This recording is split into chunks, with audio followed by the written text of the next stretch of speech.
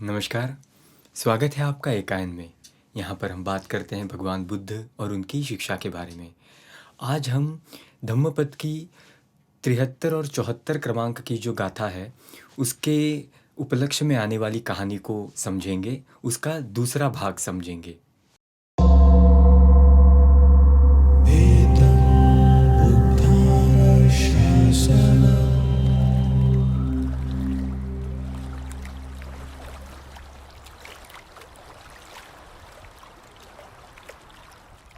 तो चित्तगृहपति को जब ये एहसास हुआ, उन्होंने ऐसे सोचा कि भगवान को मिले बगैर ही मैंने उनसे उपदेशित धर्म को सिर्फ सुनने मात्र से सोतापत्ति की अवस्था प्राप्त की, सकदागामी की अवस्था प्राप्त की, अनागामी की अवस्था तक प्राप्त की। ये निर्वाण की अवस्थाएं हैं। तो इन तीनों अवस्थाओं को मैंने प्राप्त किया और भगवान के प्रत्यक्ष दर्शन भी मैंने नहीं किए। मैं कितना भाग्यशाली हूँ कि आज इस लोक में सम्यक संबुद्ध प्रत्यक्ष उपलब्ध है, प्रत्यक्ष जीवित है। तो मुझे ज़रूर जाकर उनके सम्मुख खड़ा होना चाहिए, उनके सम्मुख खड़ा होकर मेरी श्रद्धा प्रकट करनी चाहिए, मेरा आदर प्रकट करना चाहिए। यूँ विचार करके उन्होंने ये घोषणा करवाई कि मैं भगवान से मिलने जा रहा हूँ, तो जो भी मेरे साथ चलना चाहे वो मेरे साथ चल सकते हैं। यात्रा में खाने पीने का, रहने का सारा प्रबंध मेरे ऊपर होगा। तो यूँ भिक्षु संघ में, भिक्षुणी संघ में, उपासकों में इस प्रकार घोषणा करके उन्होंने जाने की तैयारी आरंभ की। तो 500 भिक्षु, 500 भिक्षुणियाँ, उपासक का और उपासिकाओं का गण, यूँ कुल मिलाकर 3000 लोगों का एक बड़ा जत्था तैयार हुआ जो भगवान बुद्ध को मिलने जाएगा। और यात्रा में लगने वाली सारी सामग्री ले ली गई। लगभग 30 योजन की लंबी दूरी थी। तो उन सबको एकत्र करके रास्ते में खाने के लिए सामान ले करके 500 गाड़ियों में वो सामान भर के चित्तगृहपति भगवान के दर्शन हेतु निकल पड़े।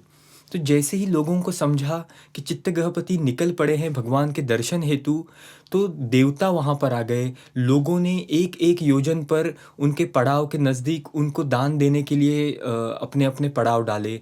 तो उनके खाने पीने की, रहने की सारी व्यवस्था रास्ते में ही देवों ने कर दी। रास्ते में ही अन्य जो गांव लगते थे, मनुष्य लगते थे, उन्होंने कर दी। तो जो वो खाना लेकर आए थे वो वैसा का वैसा ही गाड़ियों में भरा पड़ा रहा। भगवान के पास जाकर जब वो नज़दीक पहुँचे, तब भगवान ने आनंद को कहा, जो अब उनके उपस्थापक थे। उन्होंने कहा कि आनंद, आज शाम को चित्तगृहपति मुझे मिलने आएगा। तो आनंद ने पूछा, भगवान जब वो आपसे मिलने आएंगे तो क्या कोई चमत्कार होने वाला है? तो भगवान कहते हैं, हाँ आनंद, जब वो मुझे नमन करेंगे तब फूलों की बारिश होगी, घुटनों तक फूल की वर्षा होगी। तो यूं उनका कथन सुनकर कईयों के मन में आया कि अरे, ऐसे महापुण्यशाली गृहस्थ भगवान से मिलने आ रहा है, तो क्यों ना हम भी उसके दर्शन करें। तो यूं वहाँ पर बहुत भीड़ जमा हो गई। और सच में जब चित्तगृहपति उस विहार के द्वार पर पहुँचे तो उन्होंने माताओं को विनती की, भिक्षुणियों को विनती की कि पहले भिक्षु संघ को जाने दें, फिर आप आएँ। तो यूं भिक्षु संघ जो है वो पहले भगवान बुद्ध के दर्शन हेतु चले गए और फिर बाकी सारे लोग।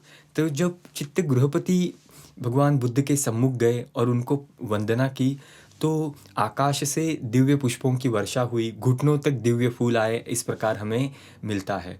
और उन्होंने वहाँ पर 1 माह बिताया, अपने अपने पंडाल डलवाए और 1 माह तक रोज़ वो बुद्ध प्रमुख भिक्षु संघ को भोजन दान देते रहे और अन्य भी कई सामग्रियों का महादान देते रहे। तो जैसे ही चित्तगृहपति वहाँ पहुँचे, श्रावस्ती पहुँचे, तो कई लोग उनका लाभ सत्कार करने वहाँ गए। चित्तगृहपति ने कईयों का भला किया था, तो कई लोग उनको उपहार देते रहे, अलग अलग तरह के भेंट वस्तुएं उनको देते रहे।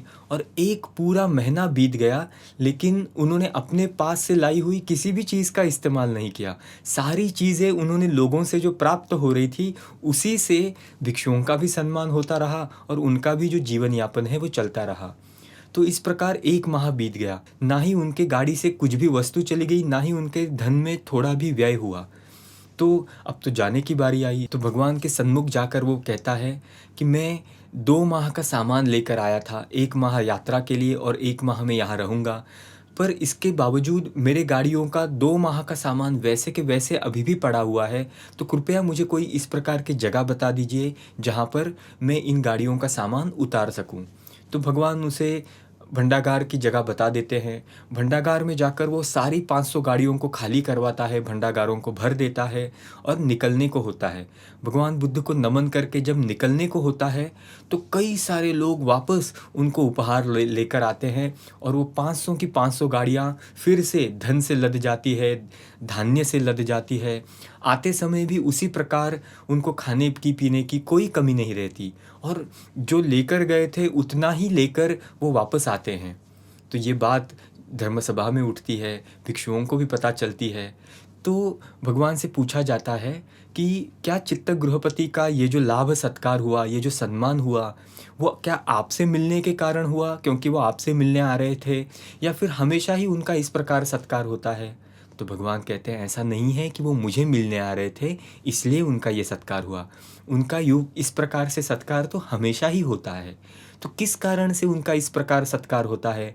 तो ये बताने वाली भगवान ने एक पुराने जन्म की कथा बताई कि पुराने जन्म में वो एक निषाद थे, शिकारी थे, और उन्होंने 3 भिक्षुओं को अपने खाने का हिस्सा दिया और उनसे ये प्रार्थना की कि जिस प्रकार ये दान देते हुए मुझ में ये खुशी जाग रही है, जिसमें ये पुलक रोमांच मुझ में जाग रहा है, अगर कोई मुझे दान दे तो उनके मन में भी इसी प्रकार का पुलक रोमांच जागे, इसी प्रकार का प्रीति प्रमोद जागे। उनसे उन्होंने भिक्षुओं से विनती की, भिक्षुओं ने भी आशीर्वचन दिया। तो इसलिए चित्त गृहपति जहाँ भी जाते थे लोग उनको बड़े खुशी से दान दिया करते थे, बड़े खुशी से उनको भेंट उपहार दिया करते थे। ये चित्त गृहपति का पुराना कर्म था। तो ये बताते हुए भगवान ने एक और आगे चलकर 303 क्रमांक की एक गाथा है धम्मपद में आने वाली, वो गाथा भी बताई। उसका मोटा सा अनुवाद कुछ यूँ है कि श्रद्धा और शील से संपन्न, ऐश्वर्य से संपन्न व्यक्ति जिस भी देश में जाता है वो वहाँ पर अभिजन जनों से पूजित ही होता है। यूँ 3 से 3 क्रमांक की धम्मपद की गाथा बताई।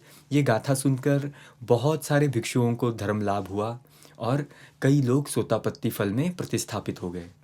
तो यहाँ पर ये कहानी ख़त्म होती है। ये कहानी आपको कैसी लगी है हमें ज़रूर बताइएगा। अच्छी लगी हो तो औरों को भी बताइएगा। और आप और क्या सुनना चाहते हैं ये ज़रूर कमेंट करके लिखिए। ऐसी ही अच्छी कहानियाँ सुनने के लिए हमें सब्सक्राइब ज़रूर करें। धन्यवाद।